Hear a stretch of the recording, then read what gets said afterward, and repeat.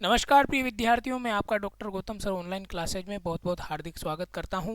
और संधि प्रकरण के संदर्भ में हमने कक्षाएं पढ़ी हुई हैं, ठीक है। और आज जो है संधि प्रकरण की हम स्वर संधि जो है उसकी आज अंतिम कक्षा है, और इसमें हम स्वर संधि से संबंधित जितने भी अपवाद हैं उनका आज हम यहाँ पर अध्ययन करेंगे। स्वर संधि में चाहे वो गुण संधि का अपवाद हो, चाहे पररूप का हो, चाहे पूर्व रूप संधि का हो, चाहे दीर्घ संधि का हो या अयादि संधि का हो, तो कोई सी भी जो संधि है जिनके अपवाद हैं, वो जो अपवाद हैं उनको हम यहाँ पर पढ़ेंगे। तो करते हैं शुरुआत कक्षा की और देख लेते हैं। सबसे पहले जो है हमारे सामने अपवाद क्या होता है, तो अपवाद की परिभाषा है उसके बारे में देख लेते हैं। स्वर संधि में अपवाद, तो सबसे पहले अपवाद क्या होता है उसकी परिभाषा देख लेते हैं। तो अपवाद की जो परिभाषा है वह है निरवकाशो विधि अपवाद। निरवकाशो विधि अपवाद यानी अवकाश रहित जो कार्य होता है उसे अपवाद कहा जाता है। जो अवकाश रहित जो कार्य होता है उसको क्या कहा जाता है? अपवाद कहा जाता है। संधि की दृष्टि से एक संधि का अधिकार होने पर भी, यानी कि एक संधि जो है, संधि की दृष्टि से कोई संधि है, चाहे मान लीजिए गुण संधि है, अब उस गुण संधि का अधिकार है, वहाँ पर वो हो रही है, मगर वो संधि गुण संधि न होकर और उसकी जगह अन्य कोई और संधि बीच में आ जाना, अन्य संधि हो जाना, तो वो क्या कहलाती है? यहाँ पर अपवाद कहलाता है। यानी कि गुण संधि की दृष्टि से एक संधि का अधिकार होने पर भी किसी अन्य संधि का हो जाना अपवाद कहलाता है। किसी अन्य संधि का हो जाना, किसी अन्य संधि का हो जाना क्या कहलाता है? अपवाद कहलाता है। तो ये हो गई अपवाद की परिभाषा, ठीक है। आगे चलते हैं। आगे क्या है? तो सबसे पहले हम जो संधि में स्वर संधि में जो सबसे पहले अपवाद पढ़ेंगे वो पढ़ेंगे पररूप संधि में अपवाद। यानी पररूप संधि है ना, इसके बहुत सारे अपवाद हैं, बहुत सारी संधियों के अपवाद हैं। तो पररूप संधि को सबसे पहले देखेंगे। वार्तिक है शकंद्वादिशो पररूपम वाच्यम। वार्तिक कहता है यहाँ पर, वार्तिक क्या है कि वार्तिक है शकंद्वादिशो पररूपम वाच्यम तच्च टे। अर्थ क्या हो गया इसका कि शकंदवादी जो गण में आने वाले शब्दों में अपवाद स्वरूप जो है वो पररूप संधि हो जाती है।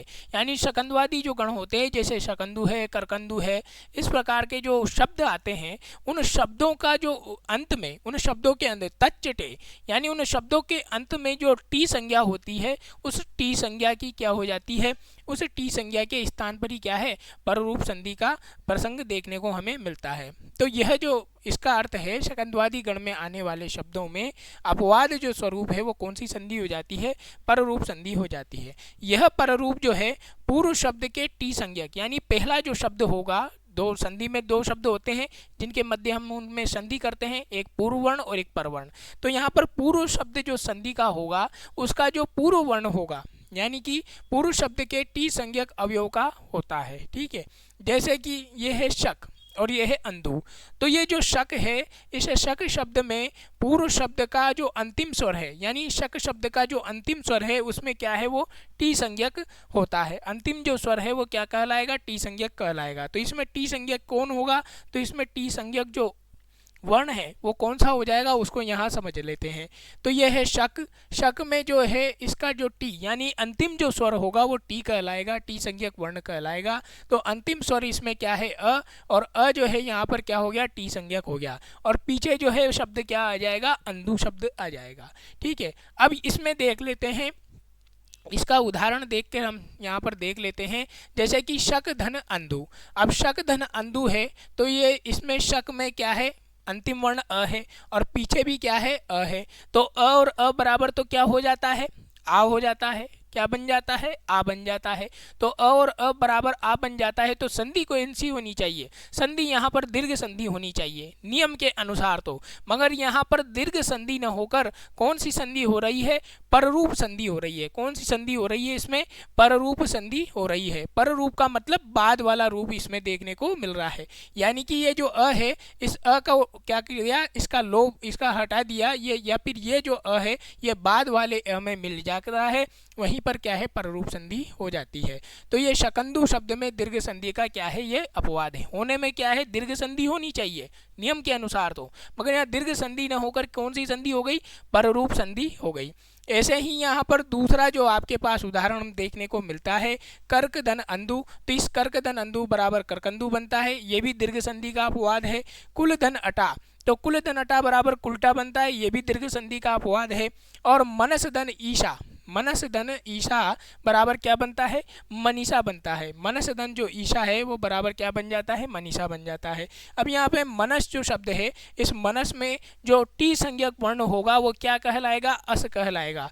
ठीक है, तो इस ये किसका अपवाद है, विसर्ग संधि का अपवाद है। ठीक है, मतलब इसमें क्या होनी चाहिए, विसर्ग संधि होनी चाहिए। कैसे, ये बन जाता है यहाँ पर विसर्ग में मनः धन ईशा, इस प्रकार से बनेगा। होनी तो क्या चाहिए, ये होना चाहिए था, क्या होना चाहिए था, विसर्ग संधि का अगर प्रसंग आए तो यहाँ पर विसर्ग संधि में मनः धन ईशा बराबर क्या बनता है, मनीषा बनता है।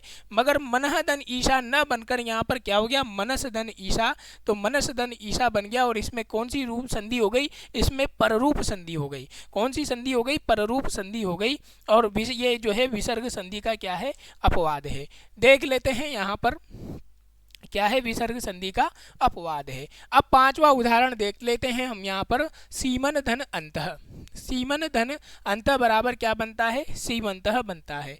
ठीक है, किस प्रकार से बनेगा, तो सीम धन अन धन, सीम धन अन धन अंतः।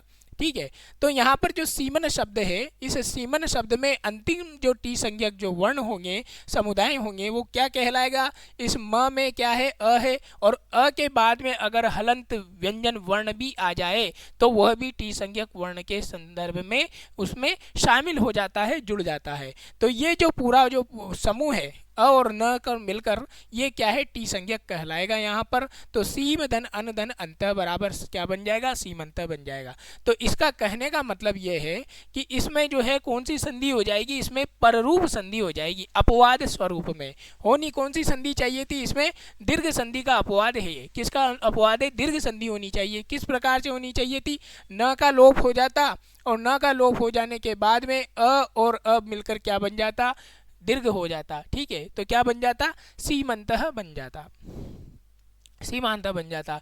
और सीमंत जो है ये किसके प्रयोग में किया जाता है, केश वेश के रूप में प्रयोग किया जाता है। इसी का दूसरा उदाहरण है सीमन धन अंतः। तो सीमन धन अंत बराबर क्या बन जाता है, सीमांत। क्या बन जाता है, सीमांत। और इसको क्या बोलते हैं, सरहद। ये भी दीर्घ संधि का क्या है, अपवाद है। एक और उदाहरण यहाँ पर हमें देखने को मिलता है, पतत धन अंजलि बराबर क्या बनता है, पतंजलि बन जाता है। ये पतत धन अंजलि जो है ये बराबर पतंजलि बन जाता है। अब इसमें क्या है, बनना तो चाहिए क्या, होनी संधि कौन सी हो रही है, नियम के अनुसार अगर देखा जाए तो इसमें जो संधि हो रही है वो कौन सी हो रही है, जशत्व संधि हो रही है। कैसे हो रही है, पतत धन अंजलि।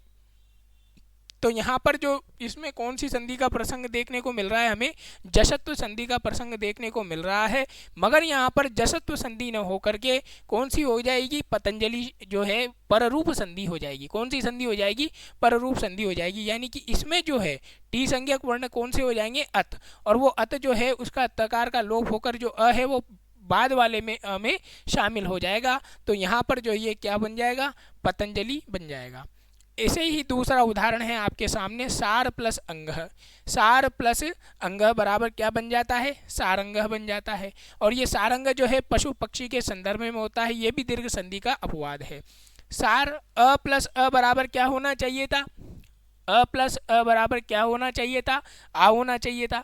तो इस प्रकार से तो दीर्घ संधि होती, मगर दीर्घ संधि न होकर के यहाँ पर कौन सी संधि का प्रसंग देखने को मिल रहा है, पररूप संधि का। मतलब अपवाद के स्वरूप में ये कौन सी संधि आ गई, पररूप संधि आ गई। ठीक है, तो ये क्या है, दीर्घ संधि का अपवाद है। मतलब यहाँ पर दीर्घ संधि होनी चाहिए थी, मगर दीर्घ संधि न होकर कौन सी संधि हो रही है, पररूप संधि हो रही है। इसी प्रकार से सार प्लस अंग बराबर सारंग हो गया। सार प्लस अंग बराबर क्या हो गया, सारंग हो गया। तो ये क्या हो गया, इसका मतलब बलवान। सारंग का मतलब होता है बलवान, और सारंग का मतलब होता है पशु पक्षी के संदर्भ में। तो ये भी क्या है, दीर्घ संधि का अपवाद है। एक और शब्द देखने को मिलता है हमें, मृत प्लस अंड। मृत प्लस अंड, मृत में अ है और पीछे अंड का भी अ है। अ और अ मिलकर क्या बनना चाहिए था, आ बनना चाहिए था, कौन सी संधि होती, दीर्घ संधि होती, मगर यहाँ पर अ प्लस अ बनाकर आ नहीं बना है। यहाँ पर कौन सी संधि हो गई, यहाँ पर पररूप संधि हो गई, यानी कि जो ये अ है इसका जो टी संज्ञक वर्ण है वो बाद वाले क्या है इसमें स्वर में जाकर बाद वाले अ में जाकर क्या है मिल जाता है। तो मृत धन अंड बराबर क्या बन जाता है, मृत धन अंड बराबर, इसमें देखो मृतंड बनता है, मृत धन अंड बराबर क्या बनता है, मृतंड बन जाता है।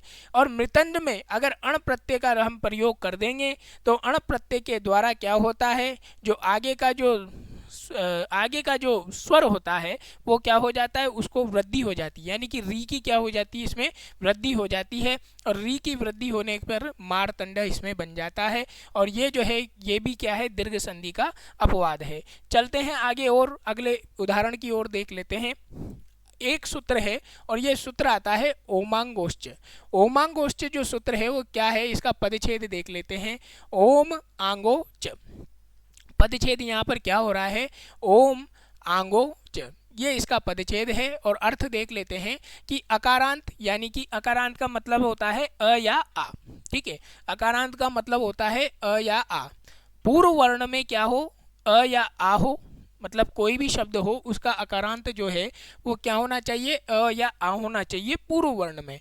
और बाद में क्या हो, ओम हो, बाद में क्या हो, ओम हो। और ओम क्या है, अव्यय है, ठीक है। तथा आंग के रहने पर, आंग क्या है, उपसर्ग है, आंग क्या है, उपसर्ग है, और आंग का केवल क्या शेष बचता है, आशेष बचता है। तो आ के रहने पर पररूप कार्य का क्या हो जाता है, एकादेश हो जाता है, पररूप कार्य क्या हो जाता है, यहाँ पर एकादेश हो जाता है। जिस प्रकार से शिवाय धन ओम धन नमः, ठीक है, यहाँ पर आपको दिख रहा है इस उदाहरण में शिवाय धन ओम धन नमः, ठीक है।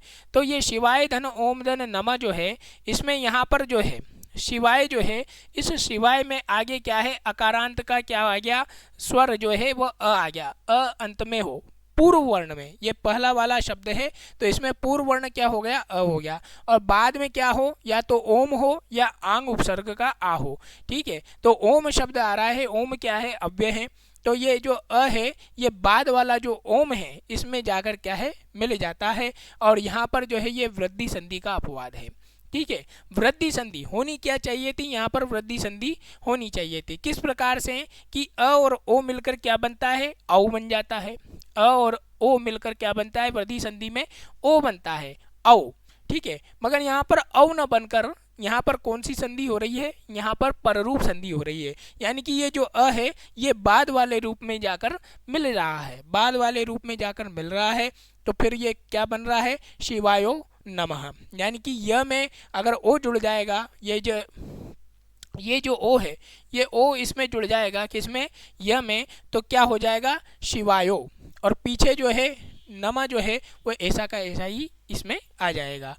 तो ये जो है वृद्धि संधि का क्या है, अपवाद है, यहाँ पर होनी चाहिए थी क्या, वृद्धि संधि।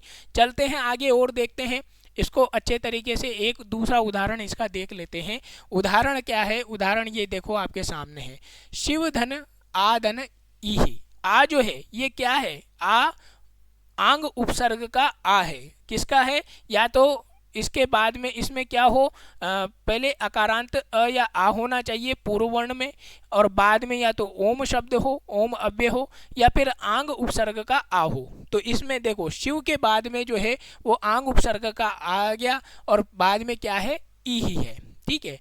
तो अब यहाँ पर देखते हैं हम, ये शिव शब्द है और शिव का जो आदि जो वर्ण है, शिव का जो पूर्व वर्ण है वो क्या है, अ, और बाद में क्या है, आ, और बाद में क्या है, ई, ठीक है। तो अब इनमें देखो, इनमें क्या हो रहा है कि अ प्लस अ बराबर क्या हो गया, आ हो गया। तो यहाँ पर दोनों में मध्य में दीर्घ संधि का प्रसंग हो गया। और आ प्लस ई बराबर क्या हो गया, आ प्लस ई बराबर ए, यानी कि गुण संधि का प्रसंग हो गया, ठीक है।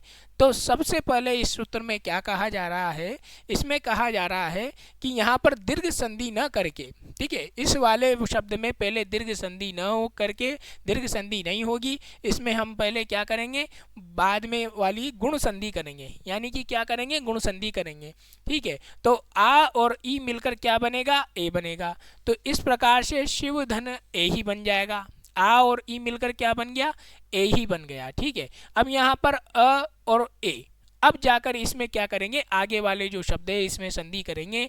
तो यहाँ पर क्या हो जाएगा, अ प्लस ए बराबर क्या हो जाएगा, अ प्लस ए बराबर क्या होगा, गुण होनी चाहिए थी, मगर यहाँ पर गुण न होकर क्या हो रही है, वृद्धि हो रही है। तो ये क्या है, गलत है। ठीक है, तो अब यहाँ पर इसको और अच्छे तरीके से समझ लेते हैं। क्या समझ लेते हैं, अ और ए जो है ये मिलकर क्या बनेंगे, गुण न होकर क्या हो जाएगा, वृद्धि होगी। और वृद्धि यहाँ पर क्या है, गलत है, वृद्धि संधि यहाँ पर नहीं होगी। ठीक है, तो इसको देख लेते हैं, शिव धन ए ही।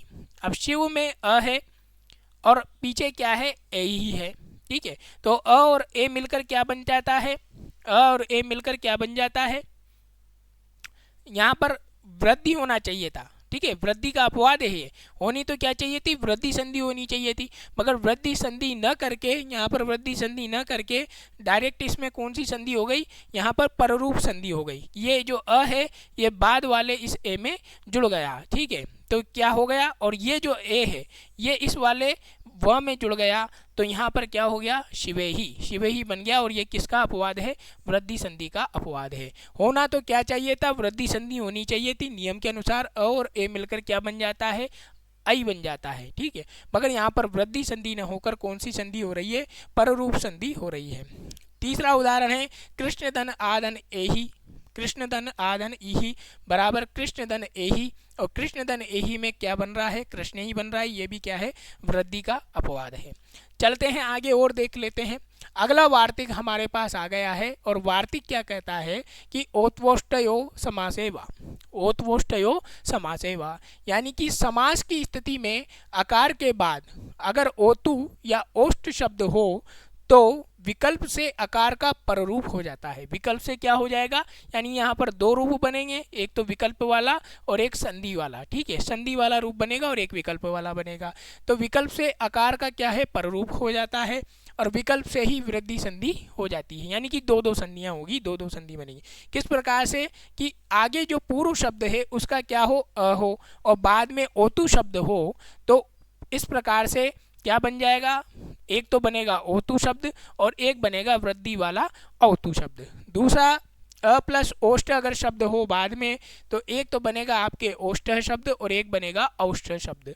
ठीक है, तो स्थूल धन ओतु, अब ये शब्द है स्थूल धन ओतु, तो स्थूल धन ओतु एक तो बनेगा आपके स्थूलोतु, यानी कि बिना मतलब उसके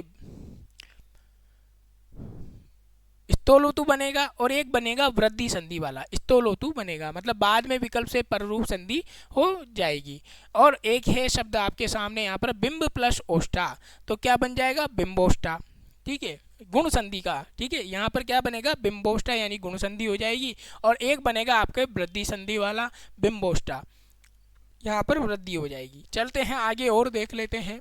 अब आता है भैया, ये तो पररूप संधि के अपवाद पढ़े थे हमने सारे, यानी कि संधि तो वहाँ पर कौन कौन सी हो जाएगी, दीर्घ संधि भी होगी, गुण संधि भी होगी, और अयादि संधि भी होगी। ठीक है, सारी उसमें जो भी संधियाँ हैं वो सब होगी, मगर वो संधियाँ न हो करके उनकी जगह पर कौन सी संधि हो रही है, अपवाद के स्वरूप में पररूप संधि। ठीक है, इसी प्रकार यहाँ पर जितनी भी संधियाँ होगी, चाहे वो गुण हो, चाहे वृद्धि हो, चाहे अयादि हो, चाहे दीर्घ हो, कोई सी भी हो, वहाँ पर क्या है, वो ओरिजिनल में वो संधियाँ न हो करके उनका कार्य रोक करके यहाँ पर बीच में कौन आ जाती है, तो यहाँ पर वृद्धि संधि आ जाती है। और वृद्धि संधि कहती है कि ये मेरी ही चलेगी। ठीक है, वो संधियाँ न हो करके, उन संधियों का अधिकार न हो करके वृद्धि संधि का अधिकार इनमें हो जाता है। इसे ही क्या कहते हैं, अपवाद कहते हैं। तो ये वृद्धि संधि के अपवाद इसके अंतर्गत देख रहे हैं। तो इसके अंतर्गत जो है नियमानुसार अन्य संधि होती है। ठीक है, इसके अंतर्गत नियम के अनुसार तो अन्य संधि होती है, पर वहाँ पर अपवाद स्वरूप जो है वो कौन सी संधि हो जाती है, वृद्धि संधि हो जाती है। कौन सी संधि हो जाती है, मगर जैसे कि मान लीजिए गुण संधि हो रही है। ठीक है, तो गुण संधि न होकर अपवाद स्वरूप कौन सी संधि हो जाएगी, वृद्धि संधि हो जाएगी। ठीक है, सबसे पहला इसका जो वार्तिक है वो वार्तिक क्या है, स्वादि रे ऋणो, स्वादि रे ऋणो, ये पहला वार्तिक है। और इसका हम क्या करेंगे, पद विच्छेद करेंगे। तो पद विच्छेद करेंगे तो क्या हो जाएगा, पद विच्छेद में स्वाद, ईर और इरिणो, तीन शब्द यहाँ पर हमको पद विच्छेद में देखने को मिलेंगे। एक मिलेगा पहले नंबर पर स्वाद, दूसरे नंबर पर इर, और तीसरे नंबर पर इरिणो। ठीक है, स्वाद का मतलब हो गया स्व अंत में हो, ठीक है, स्व शब्द जो है वो अंत में हो वो स्वाद है, और ईर का मतलब होता है इर, इरी और इरिनो, ठीक है, इर, इरी और इरिनी। तो अर्थ देख लेते हैं, यदि कि स्व शब्द के बाद, यानी स्व शब्द के बाद क्या हो, इर हो, इरी हो या इरिनी शब्द हो, तो वहाँ पर जो है गुण संधि न होकर के पूर्व और परवर्ण इन दोनों के स्थान पर अपवाद स्वरूप में वृद्धि एकादेश हो जाता है। यानी कि गुण संधि न होकर कौन सी संधि हो जाएगी, वृद्धि संधि हो जाएगी, किसमें, अपवाद स्वरूप में। अब देख लेते हैं, पहला उदाहरण है हमारे सामने स्व, और पीछे क्या है, इर, ठीक है। अब यहाँ पर देखो, स्व में अ है और बाद में ई है, अ और ई मिलकर क्या बन जाता है, ए बनना चाहिए, गुण बनना चाहिए। मगर यहाँ पर गुण संधि जो है उसको बाद करके, यानी गुण संधि न कर करके यहाँ पर कौन सी संधि की जा रही है, वृद्धि संधि। और ये वृद्धि संधि किस में हो रही है, अपवाद स्वरूप में हो रही है। तो स्वधन ईरह बराबर क्या बन गया, स्वेरह बन गया, और इसका अर्थ होता है स्वेच्छाचार। और ये जो है भैया किसका अपवाद है, तो ये गुण संधि का अपवाद है। यानी कि इसमें होनी चाहिए कौन सी संधि, गुण संधि, मगर गुण संधि न कर करके इसमें कौन सी संधि कर दी, वृद्धि संधि कर दी, ठीक है। दूसरा उदाहरण है स्वधन ईरी। तो ये जो देखो स्वधन ईरी है, तो इसको क्या बना दिया, स्वेरी बना दिया, इसका अर्थ होता है स्वेच्छाचारी, ये भी गुण संधि का अपवाद है। और तीसरा जो है यहाँ पर स्व शब्द के बाद में ईरिणी अगर शब्द आ जाए तो अ और ई मिलकर बनना तो क्या चाहिए, ए बनना चाहिए। मगर यहाँ अ और ई को मतलब गुण न होकर के ए न बन करके ऐ आदेश हो जाता है, ऐ गुण ऐ एकादेश हो जाता है वृद्धि वाला। तो ये क्या बन जाता है, स्वेरिणी बन जाता है, और ये किसका अपवाद है, गुण संधि का अपवाद है। यानी कि होनी तो कौन सी संधि चाहिए थी, गुण, मगर गुण न होकर के अपवाद में यहाँ पर वृद्धि संधि का विधान हो गया, इसे ही अपवाद कहते हैं। अब आता है वार्तिक हमारे सामने, एक वार्तिक और आता है, इसके संदर्भ में देख लेते हैं। अक्षा दुहिन्याम उपसंख्या नाम, अक्षा दुहिन्याम उपसंख्या नाम, अर्थ क्या है इसका, कि यदि अक्ष के साथ, अक्ष के बाद, यानी अक्ष शब्द है और उस अक्ष शब्द के बाद अगर उहिनी शब्द हो, कौन सा शब्द हो, उहिनी शब्द हो, तो क्या होना चाहिए, अक्ष शब्द है और अक्ष शब्द के बाद में उहिनी शब्द हो तो बननी क्या चाहिए, संधि, गुण संधि होनी चाहिए। मगर यहाँ पर गुण संधि न हो करके अपवाद स्वरूप में कौन सी संधि हो जाती है, वृद्धि संधि हो जाती है, ठीक है। बननी तो क्या चाहिए, अक्ष धन उहिनी, अ और उ मिलकर ओ बनना चाहिए, मगर अ और उ मिलकर ओ न बन करके अपवाद स्वरूप में क्या बन जाता है, अ मिलकर के अ और उ मिलकर के क्या बन जाता है, औ, यानी कि वृद्धि संधि हो जाती है। तो अक्ष धन उहिनी बराबर क्या हो गया है, देखो अक्षोहिणी हो गया, और अक्षोहिणी का अर्थ होता है चतुरंगिणी सेना, ठीक है। और ये जो है भैया ये उदाहरण है किसका, गुण संधि का अपवाद है। यानी कि यहाँ पर गुण संधि होनी चाहिए थी, मगर गुण संधि न होकर के यहाँ पर कौन सी संधि हो गई, वृद्धि संधि हो गई, ठीक है। अगला जो वार्तिक है वो है हमारे सामने, प्रवत्सतर कंबल वसनान दशाना मृणे। ये है हमारे पास एक वार्तिक, और ये वार्तिक इसका अगर पद विच्छेद करेंगे तो क्या हो जाएगा, प्रवत्सतर कंबल वसन ऋण दशानाम और ऋणे। जितने भी ये शब्द हैं इन शब्दों में यानी कि प्र उपसर्ग है, और इस प्र उपसर्ग के बाद में या तो वस्त्र हो या कंबल शब्द हो या वसन शब्द हो या ऋण शब्द हो या दशानाम शब्द हो या ऋण हो, तो ये जो शब्द अगर आ जाए प्र उपसर्ग के बाद में तो वहाँ पर जो है भैया वहाँ पर गुण संधि न होकर के क्या हो जाएगी, कौन सी संधि हो जाएगी, वृद्धि संधि हो जाएगी। यहाँ अर्थ देख लेते हैं कि ये है आपके प्र उपसर्ग, कौन सा उपसर्ग है, प्र उपसर्ग, और प्र उपसर्ग के बाद में प्रवत्सतर आदि ये 6 शब्द हैं, और इन 6 शब्दों के बाद में इन प्रवत्सतर आदि 6 शब्द हैं, और इन 6 शब्दों के बाद में क्या हो, ऋण शब्द हो, ठीक है। इन शब्दों के बाद में क्या होना चाहिए, ऋण शब्द हो तो आ रहा हो, तो वहाँ पर क्या होगा, गुण संधि जो है वो गुण संधि न होकर के कौन सी संधि हो जाएगी, अपवाद स्वरूप में वृद्धि संधि हो जाएगी, ठीक है। इसका अर्थ ये है कि प्रवत्सतर आदि 6 शब्दों के बाद ऋण शब्द अगर आ रहा हो तो गुण संधि जो है वो न होकर के अपवाद स्वरूप में कौन सी संधि हो जाएगी, वृद्धि संधि हो जाएगी। अब इनको देख लेते हैं। ये है प्र उपसर्ग। और प्र उपसर्ग के बाद में कौन सा आ गया है यहाँ पर आपके सामने, बाद में ऋण शब्द आ गया। तो प्र धन ऋण बराबर क्या होना चाहिए, यानी कि अ धन री बराबर क्या होना चाहिए, गुण होना चाहिए था, अर होना चाहिए था, यानी कि क्या होना चाहिए, प्रणम होना चाहिए था, प्रणम, मगर यहाँ पर क्या हो गया, वृद्धि हो गया, प्राणम बन गया। तो यहाँ पर ये गुण संधि का अपवाद होनी चाहिए। इसमें कौन सी संधि, गुण संधि, मगर गुण संधि न होकर के इसमें क्या हो गई, इसमें वृद्धि संधि हो गई, और ये जो है गुण संधि का अपवाद है। इसी प्रकार वस्त्रतर शब्द है, और वस्त्रतर शब्द के बाद में अगर ऋण शब्द आ रहा है तो यहाँ पर जो है गुण न होकर के क्या हो रहा है, वृद्धि हो रही है, वस्त्रतराणम हो बन रहा है। इसी प्रकार से कंबल धन ऋणम शब्द है, तो यहाँ पर कंबलार्णम बन रहा है। वसन धन ऋणम में वसनार्णम बन रहा है। ऋण धन ऋणम में क्या बन रहा है, ऋणार्णम बन रहा है। और दश धन ऋणम में क्या बन रहा है, दशार्णम बन रहा है। तो ये सारे जो उदाहरण हैं ये सब गुण संधि के अपवाद हैं, यानी इनमें जो है होनी तो चाहिए थी कौन सी संधि, गुण संधि, मगर गुण संधि न होकर के कौन सी संधि का प्रसंग देखने को मिल रहा है, वृद्धि संधि यहाँ पर हो रही है। तो ये जो है ये हो गया एक अपवाद। अब अगला जो है वार्तिक आ रहा है, वो वार्तिक है प्रादु होडोड यश्य येषु।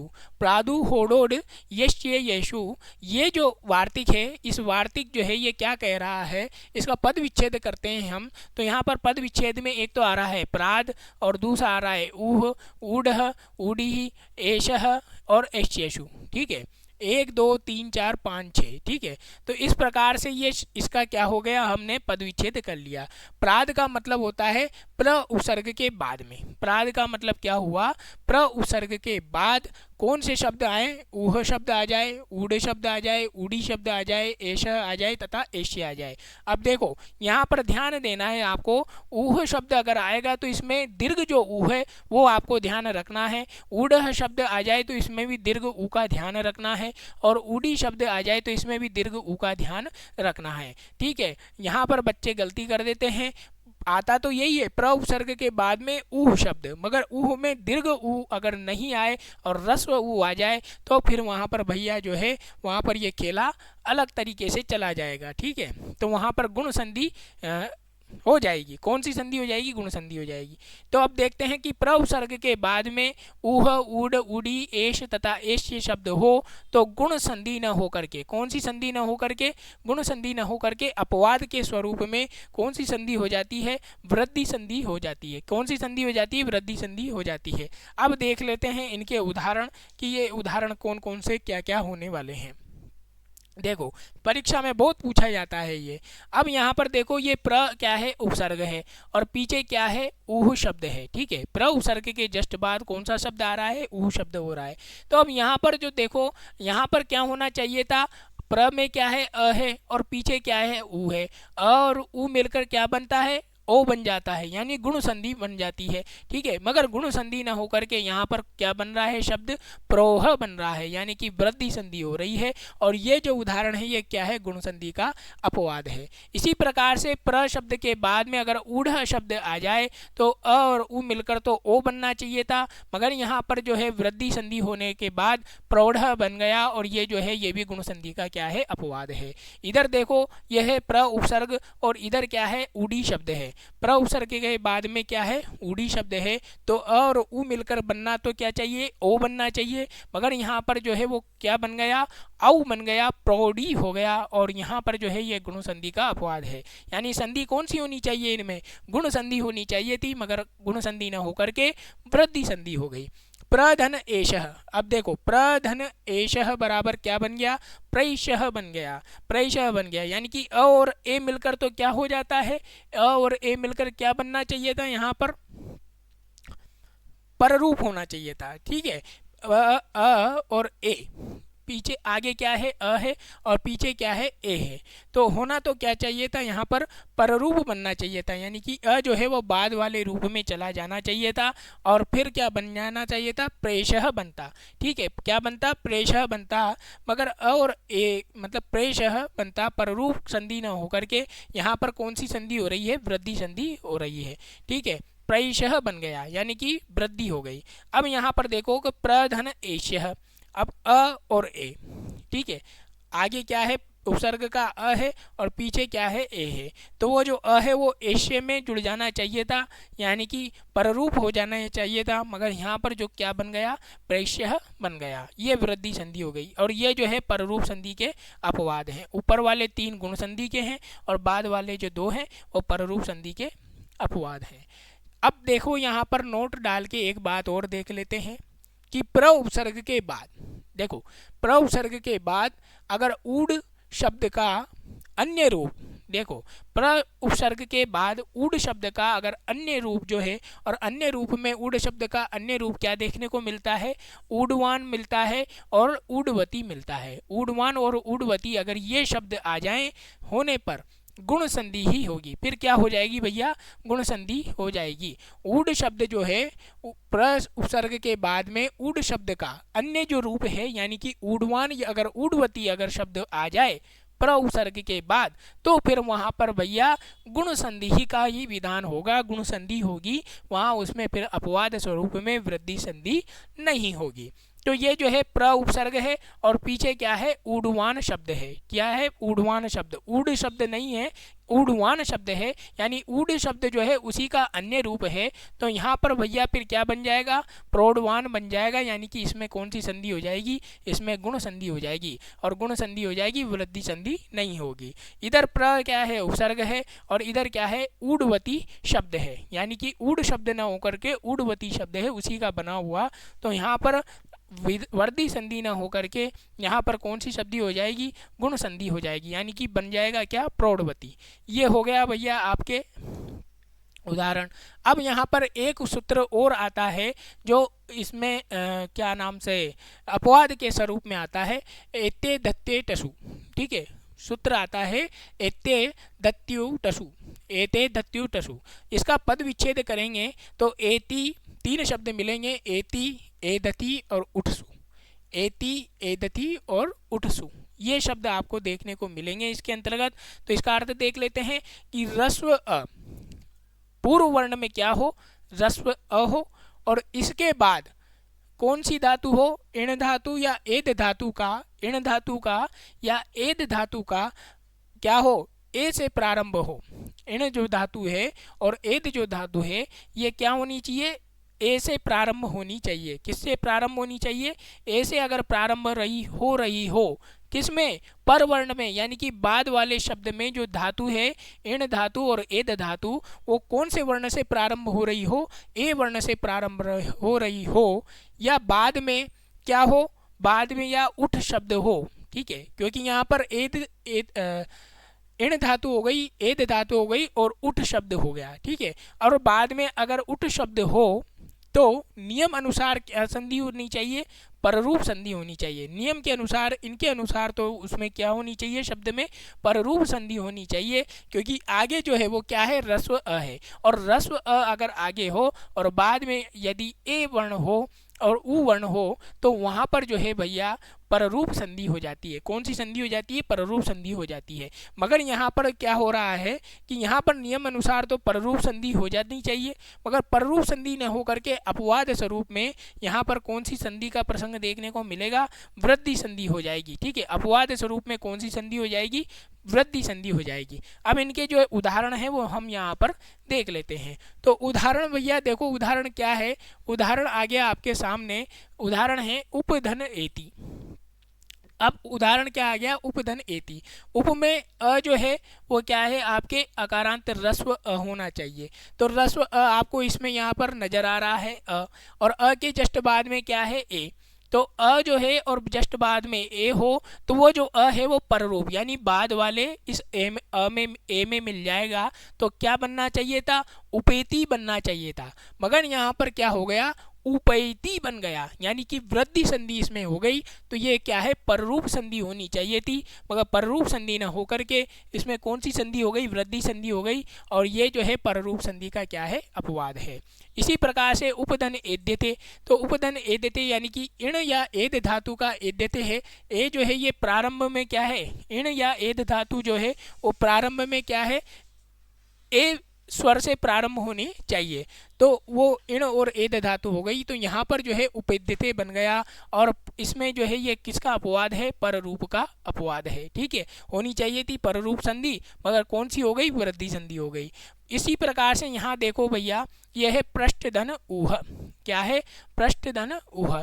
पृष्ठ शब्द है, यहाँ पर अ है और पीछे क्या है? ऊ है। अ और ऊ मिलकर क्या बनना चाहिए था? ओ बनना चाहिए था, मगर अ और ऊ मिलकर जो है ओ न बन के यहाँ पर क्या हो गया? वृद्धि संधि हो गई। और ये जो है संधि गुण का अपवाद है। होनी चाहिए थी गुण संधि, मगर कौन सी संधि हो गई?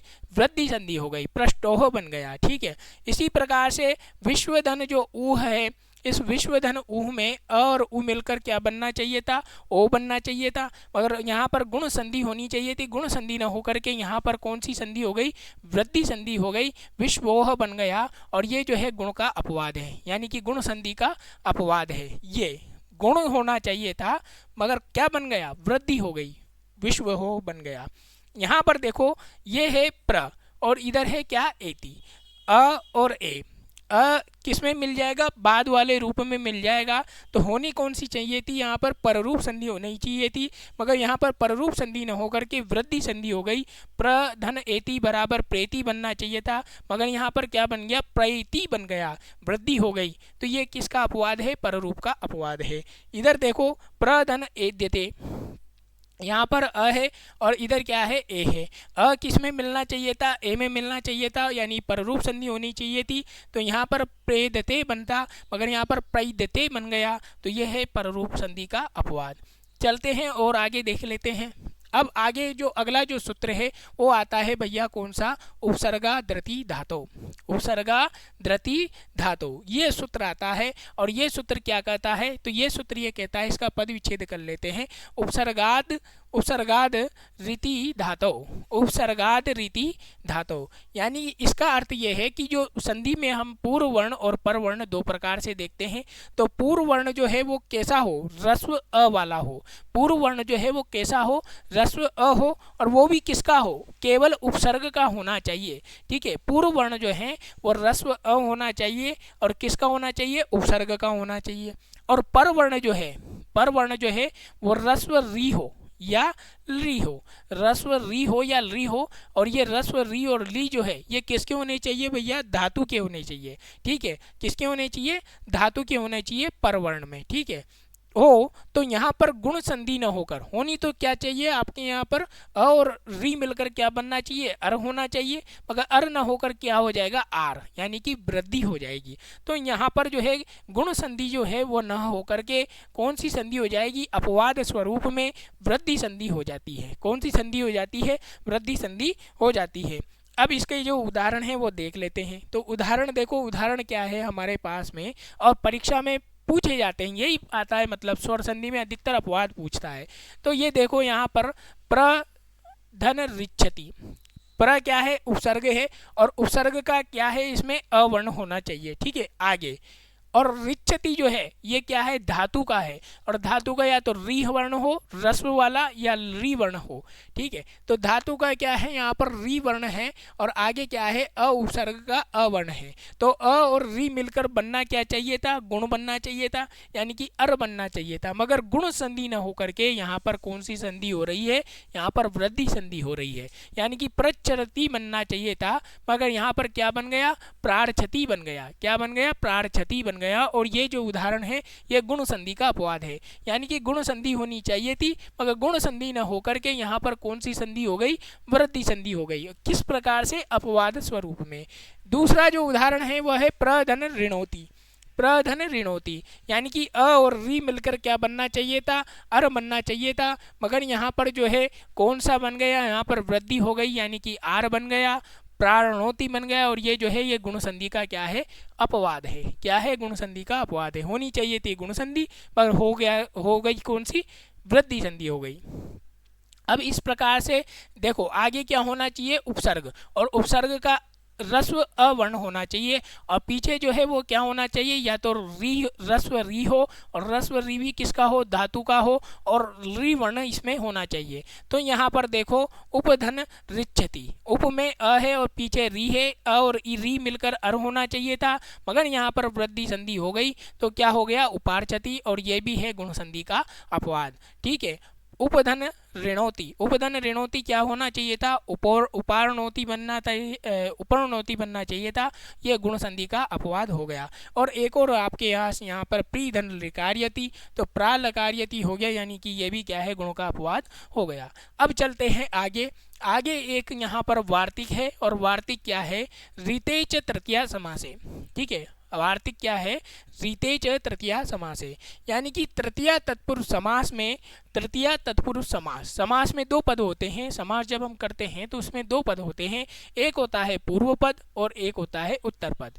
तो समास जो है तत्पुरुष समास में पूर्व पद जो है, उस पूर्व पद में तृतीया विभक्ति का, किसका, तृतीया विभक्ति का कोई अकारांत शब्द हो, तृतीया विभक्ति का अकारांत क्या होना चाहिए, शब्द होना चाहिए, और बाद में जो उत्तर पद है उस उत्तर पद में क्या होना चाहिए, ऋत शब्द होना चाहिए। बाद में जो उत्तर पद हो उसमें क्या होना चाहिए, ऋत शब्द होना चाहिए। हो तो वहाँ पर कौन सी संधि होनी चाहिए, होनी तो चाहिए गुण संधि, मगर गुण संधि न होकर के अपवाद स्वरूप जो है, गुण संधि न होकर के अपवाद स्वरूप में वृद्धि संधि हो जाती है।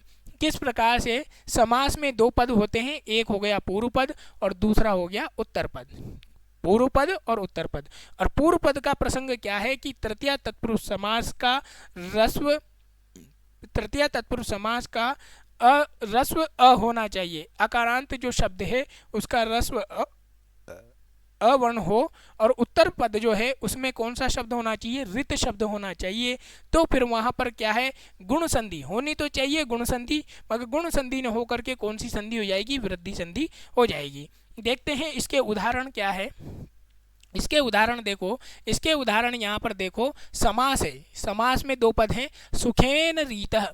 ठीक है, समास है सुखेन रीत, यानी तृतीया विभक्ति का क्या है, तृतीया विभक्ति वाला पद है और पीछे क्या है, रीत है। तो ये तृतीया विभक्ति वाला जो पद है इसका शब्द क्या हो जाएगा, सुख हो जाएगा। ठीक है, और सुख कैसा होना चाहिए, अकारांत यानी अवर्ण वाला होना चाहिए, और पीछे क्या हो, ऋत शब्द हो, यानी जो उत्तर पद है उसमें ऋत शब्द होना चाहिए। तो अ और री मिलकर तो क्या बनता है भैया, गुण बनता है।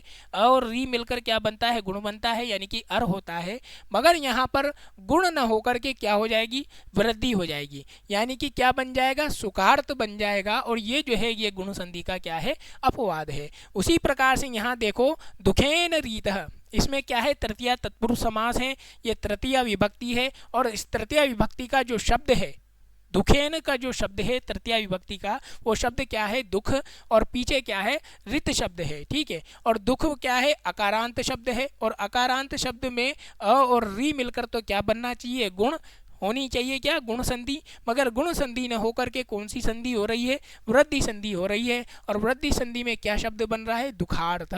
ठीक है, क्या बन रहा है, दुकार, यानी अर के स्थान पर क्या हो रहा है, आर बन रहा है, दुखार्थ बन रहा है, और ये जो है ये किसका अपवाद है, ये गुण संधि का अपवाद है। ठीक है, तो ये जो है भैया आज की कक्षा में ये मैंने स्वर संधि से संबंधित, स्वर संधि से संबंधित जितने भी परीक्षा में उदाहरण आते हैं वो सब मैंने आपको यहाँ पर बता दिए हैं अच्छी तरीके से। ठीक है, और परीक्षा में यहाँ से 100%, 99% भी नहीं, 100% यहाँ से प्रश्न पूछा जाता है। इनको आप अच्छे से इस कक्षा को, एग्जाम के पहले इस कक्षा को अच्छे तरीके से बढ़िया पढ़ के जाइएगा। आप यहाँ से निश्चित रूप से अगर स्वर संधि से संबंधित अगर प्रश्न अगर अपवाद के स्वरूप में अगर पूछा जाएगा, अपवाद की श्रेणी में, तो वो आपको इस कक्षा के अंदर आपको आसानी से देखने को मिल जाएगा। यही जो उदाहरण है वहाँ परीक्षा में अधिकतर पूछे जाते हैं। तो आज की कक्षा में इतना ही, दीजिए मुझे इजाज़त, फिर मिलेंगे और एक नई कक्षा के साथ, नई शुरुआत के साथ। तो दीजिए इजाज़त, जय हिंद, जय भारत, नमस्कार, धन्यवाद।